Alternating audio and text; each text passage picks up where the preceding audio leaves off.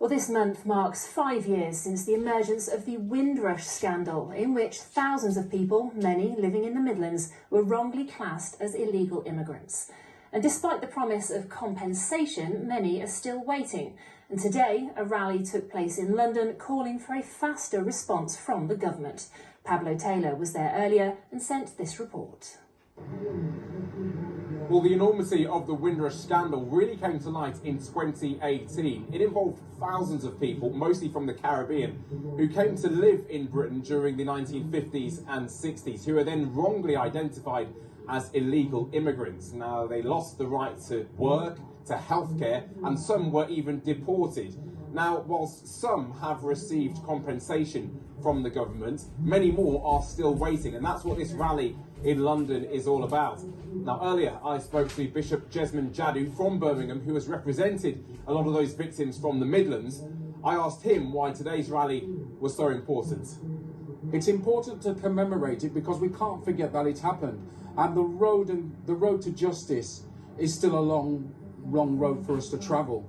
Importantly, the injustices that many have suffered have still not been addressed, and we have to ensure that the scandal itself is kept on the agenda.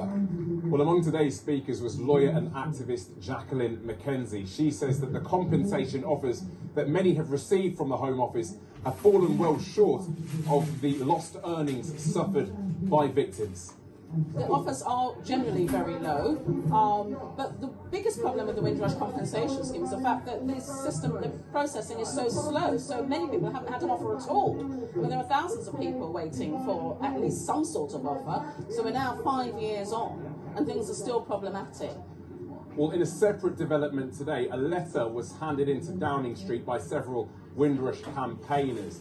They are angry that the government has decided to drop a number of recommendations that were made following an independent review into the Windrush scandal. Amongst them was Patrick Vernon from Wolverhampton, who's a prominent campaigner and critic of the government's handling of Windrush.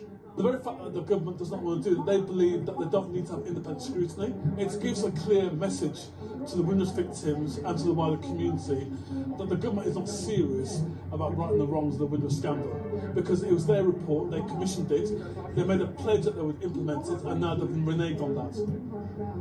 Well, the government, meanwhile, says it is committed to righting the wrongs of Windrush and has paid or offered more than £64 million to those affected.